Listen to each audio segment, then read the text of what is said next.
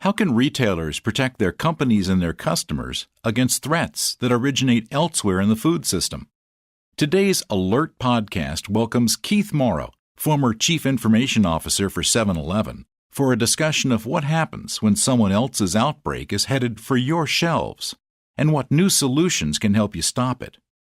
As a retailer, we certainly bear the risk of any of the issues that would happen upstream in the food supply chain. And as a retailer, you have to be 100% vigilant on those issues because the consumer will not care that there is any other accountability except for where they got and or consumed the product. So there's a big responsibility and accountability there. And with more and more food preparation done at the retail end of the food system, it's absolutely critical that retailers become more proactive and more vigilant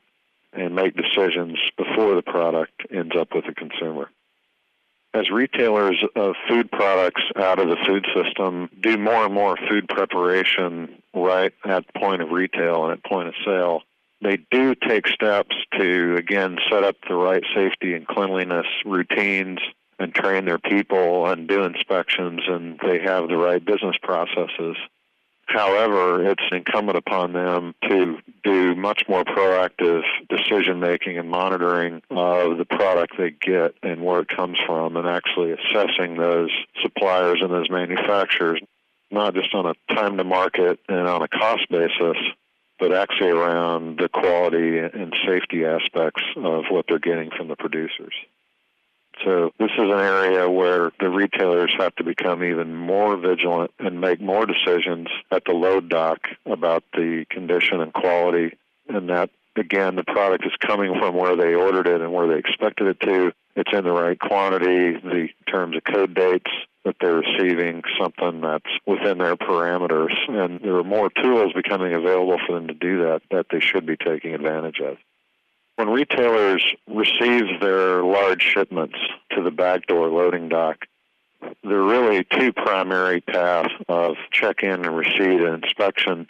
some items being more automated, and a lot of it is still the human factor. So to the extent that the human factor can be more automated and information could be available at their fingertips to know the metrics and the timings that play into quality, we can mitigate against completely relying on the human factor and put it more on the side of the technology. As automation provides more tools to make decisions with and has more information at the back dock, the human factor can be more effective at the more important aspects of food safety versus just manual inventory management tasks. In a retail environment, when there is a safety issue or a concern or a potential outbreak, it can actually block out all the activities in the business and stop it in its tracks. And again, the crisis response takes an inordinate amount of time and focus and top management away from running the business, responding to customers, working with their vendors and suppliers, and they really go into a very reactionary, real-time response mode, driving the communications and trying to actually get good information on the size and the scope and the origin of the outbreak. In response to an outbreak,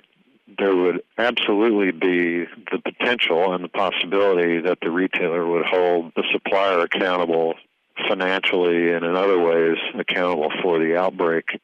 However, as far as the end consumer is concerned, that's the risk that the retailer takes to be in the retail business, and it's ultimately going to be their accountability because they're the last touch point to the customer. They maintain those customer relationships, and the buck is going to stop there as far as the consumer is involved.